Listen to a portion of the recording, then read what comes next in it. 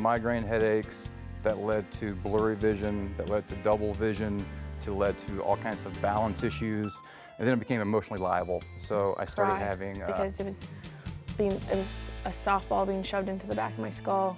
Here's a morphine patch, or here's Vicodin, or here's some Percocet. We have no idea, but we don't know what's going on.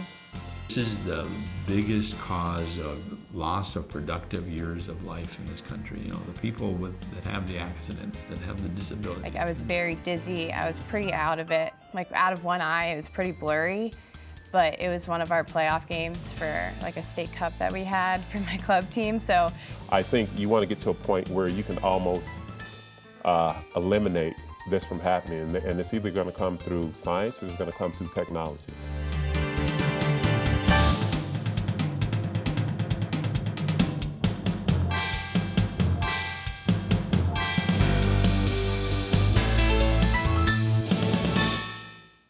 Welcome to a very special edition of Living Well with Montel. What if I told you that everyone, including yourself, is at risk for a traumatic brain injury, also known as TBI?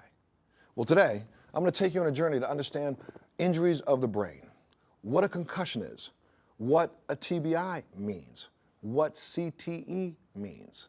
But first, I want you to take a look at this. My name is Andrew Moore, and I'm a former Special Forces Green Beret. My specialty was explosives, demolitions, and so that had me in and around countless explosions through the entirety of my career. What that resulted in was a medical retirement from what we now know were multiple traumatic brain injuries. The current military medical model for dealing with traumatic brain injury and post-traumatic stress is predicated on medication and psychotherapy. This did nothing to improve my life. I've talked to hundreds of veterans. I haven't found anybody that's been a good solution. And it doesn't work because it doesn't treat the underlying condition. It serves to mask symptoms, which in most cases further exacerbates the problem. The purpose of the Warrior Angels Foundation is to pinpoint and treat the underlying condition for service members and veterans who have incurred a traumatic brain injury in the line of duty. And since January of 2015, we've successfully helped over 100 veterans come back to life. Please welcome Special Forces veteran Andrew Moore to the show. Thanks so much. Montel, it's a pleasure. Buddy, it's really kind of crazy because, you know, as we look at and talk about traumatic brain injury, concussive brain injury, and we mostly in America think about this as it relates to soldiers. Right. But what's so crazy, and part of the reason why I'm so glad you're here, is because there are so many soldiers who are like yourself, who even though the blast happened, the accident happened, you never thought you had a traumatic brain injury, did you? Correct. Yeah, the correlation just wasn't there. Business as usual. Your job was set up, and again, what we're now finding out is that even concussive wave of the blast passing through your skull is pretty much me smacking you upside the side of your head. Yeah, exactly. What we know is called the coup, counter coup. So coup, the front of the brain hits the skull right here, counter coup, push back. And that happens from the explosive blast wave that's propagated from the explosion. And we now know that goes and fills up every airfield organ, including the brain, and smacks it around. And by definition, every one of those is a traumatic brain injury. You had hundreds. 2009 to 2014, you're deployed. You remember having really only one incident when you were knocked out? I only knocked unconscious one time, Montel. And when was that? That was like 2014? Yeah, that was my last deployment in 2013. You got out, right? Got out. Now you're telling war stories. Yeah, I was smoking, joking, laughing. I have all my limbs, so there's just nothing to, like I said, there was no correlation at that time between head trauma and the symptoms that come from traumatic brain injury. And this is why we need to pay so much attention, because you're home, you think you're normal, it's a year later, and what symptoms did you feel coming on? Well, I think it's important to talk about the very first thing, Montel, was libido issues. And again, that's important because I was married, I had 4 kids, and my wife thinks, okay, all of a sudden, well, you don't love me or there's somebody else. And that couldn't have been further from the truth, and I understand now where she was coming from. but that's the first thing that happened. And I was 32 years old at the time, adult, alpha male, and that just wasn't something that happened. So I can understand why she would think that as well. So that was the first thing that happened. See, I can understand why so many young men, 32 years old, wouldn't even admit it and go on suffering silently, causing more issues in the home, turning it around, spinning it, lashing out, all those things. So you recognize that one? Yeah, that's where it started. And then it started with migraine headaches that led to blurry vision, that led to double vision, led to all kinds of balance issues. And then it became emotionally liable. So I started having panic attacks, anxiety attacks. I'd have them in public. And again, this is something that is completely foreign to me. I thought this was a weak-minded individual's issue, not somebody like myself, you know what I mean? And then you realize that's a kind of a thought process that goes through my mind sometimes. When I talk to people who have traumatic brain injury, I have an MS brain. An MS brain with multiple scars throughout the brain is something, in a way, kind of similar, not the same, but kind of similar to a concussive blast brain. Very similar. I got all these scars going on there. Well, I didn't find out until late in life that the predominance of scars that I have from my MS are in an area of the brain that's called the pons, which controls emotional ability. Absolutely. So just like yourself, I was going through this period of time, walking around, yelling, screaming, also crying all the time. Yep. Without any control. Yeah, no control over it. And for a man especially, not even a Special Forces soldier, you can think how difficult that is to say, hey, I'm crying and I have no reason, I don't know why I'm crying and I can't control it. I thought I was going crazy. But you also had the wherewithal to say, I need help. So you reached out, and so many of our other guys don't do it, my friend. Right. So I'm thanking you for doing that. We're putting up the website for your organization so people know where to reach. But when you started reaching out for help, what were some of the things that you started doing to see if you can at least get a little bit more control? Yeah, well, I think the thing is, Montel, is you sit on it until you can't sit on it anymore. You know what I mean? And so when I started having these anxiety and attacks in public, at home, crying in front of my family, behaving in ways that I did not want to be behaving, I saw that the detriment that was happening and creating to my wife and to my children.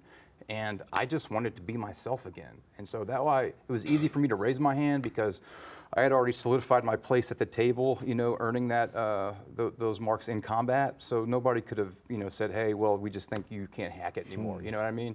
And so I was like, hey, I'm having problems. All this stuff is never there before. I think it might have something to do with all these blasts that we've been in and around for our career. And whatever we can do to help it, please help me.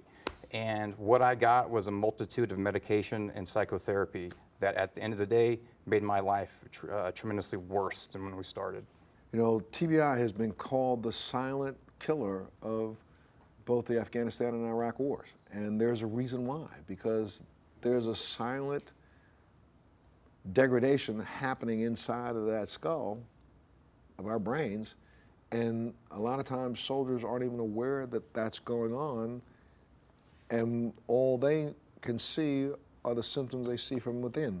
So they blame themselves. And please welcome the former director of the Defense and Veterans Brain Injury Center, Col Sidney Hinds. Welcome, Colonel.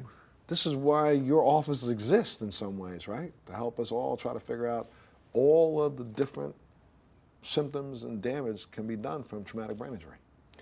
Absolutely. I recently left the Defense and Veterans Brain Injury Center, which is the Department of Defense's point of contact for traumatic brain injury. And they take care of traumatic brain injury in a way that's very unique. They partner with the services, they partner with the different providers, and they have a triad of education, clinical care, and research, because they're all interrelated. And in many cases, getting that education out, once you've created a process or you have a new product, is really the speed bump, right? The rate limiting step. If people don't know about it, if people aren't using it, it's not getting out there, and providers aren't able to bring to bear all the things that the research and clinical community know to take care of patients. But like right now, I think in the country today, and I may be wrong, but as much as we've talked about it, as much as you hear it, there must be another 10,000 Andrews out there right now where, because we also know traumatic brain injury doesn't have to start a year later. Symptoms can start 3, 4, 5 years later. They can be this very, very slow burning, ember, and next thing you know, turn into a full-blown flame 5 years later. So we're still waiting for a couple guys, in a sense, to mature in that sense. I mean, you look at yourself, the first line of defense, I'm sure, was medication, right? Right. So, and like, I am not by anybody's stretch of the imagination knocking medication. For those who need it, it could be the only way that they can survive. But I have to back up and say, I know this for a fact. There's not one medication approved by the FDA that was meant psychotropically to work for a person for the rest of their life. They were made and designated to be administered for periods of time. When we get into areas where a person's TBI causes them to have to be medicated for 2-3 years, we got to be looking for something else. Because I think the side effects from the medication could be just as bad. That's me talking, that's not anybody else talking but Montel. Well, the research will support that as well, Montel, but I think what you're talking about is we need something other than just masking symptoms or symptom management. We need to get to the underlying condition. Can we objectively identify the underlying condition, and then can we treat it? I think that's the real question. Talk a little bit about the program that you have reached into and is giving you some help right now. Well, what we have to look about is TBI is a two-phase injury, like you talked about. Phase one is explosive blast wave, blunt force trauma, acceleration, deacceleration, and what that does is that opens up neuroinflammation, which is going to lead a cascade of inflammatory chemicals that come out, okay? And that's where the inflammation process starts. And if we, and that's the silent part of it, because that can continue on a year, multiple years after the injury, right? So that's the silent part, this neuroinflammation, and that's going to kill off cells in the brain. So when that happens over time, you start seeing this dysregulation of the person's overall well-being. Couple that with disruption to the hormonal system, both the hormones that are produced and synthesized in the brain as well as the peripheral glands. Now you're going to have all the cascades of the problems that people see from traumatic brain injury and post-traumatic stress. So what our program does, where Angels Foundation is, identifies that through a laboratory test, and then we get rid of inflammation and we treat the hormonal dysregulation by bringing them back to natural physiological level. But a lot of times soldiers aren't even reaching out for that help. How do we convince more and more to, number one, take a look in the mirror? I find it's like guys like Andrew, Special Forces guys who are Navy SEALs, guys who are, Green Beret. These are the toughest guys to tell them to look at yourself. I think the answer to Montel, we need leaders from in the veteran community and in the service, guys who've been there, guys that the people will look up to, at least listen to, speak out. Hey, this is what can happen. This is what happened to me. Here's my background, here's how this was dealt with, and here's the trials and tribulations, here's the answers. And so the right people speaking up and saying that will be heard, because that's the kind of people that will get listened to. I don't know, how do you see it, Colonel? Well, I agree. It's not going to be just one individual, one organization who will conquer what's currently going on. It starts with awareness and leadership involvement. And this is a type of disorder that you can't just trust the patient to come in and complain. There are many cases where, a patient will say, I'm fine, but when they get evaluated, you notice the balance problem. Right. You notice eye movement problems, and then as you track them, maybe then the headache develops. And so... And then, and even some of the guys, when you talk to someone, they will not admit the fact that this maelstrom going on inside of that head can cause suicidal thoughts. And that's the one that I'm the most afraid of, because I mean, I battle this, I scream about this at the top of my lungs. We've got 22 soldiers a day committing suicide, and it's not all because these guys are drug addicts. There are a myriad of reasons, right. And we cannot dismiss the fact that some of this could be from the ticking time bomb of TBI. Yeah, I agree. I remember when we first started having suicide problems in the Special Forces community. The first one that happened was just baffling to us. We were like, how could that individual be so weak? Because you knew the guy. Right. And I was like, how could he do that? And it was just kind of ignorance on my part, on our part as a whole. But when we started having a 4, 5, 6 in a short amount of time, all experienced warfighters, guys who made a career out of making difficult decisions in difficult situations, and they thought the best decision was to take their own life. That's the first time I thought, man, there's something more to it than what's going on, what's meeting the eye. And then it wasn't until my own battles with it where, you know, I became an alcoholic. I woke up one day, I was on 13 medications. My wife was pregnant with our 5th child, 9 months pregnant. Her request of me for the day was, baby, can you keep your drinking down in case I go into labor so I don't have to drive myself to the hospital? Wow. And I started to think, maybe my family would be better if I just wasn't here, because I saw the pain in my 8-year-old's eyes when I came to, and I realized I must have just lost it on her. I don't know.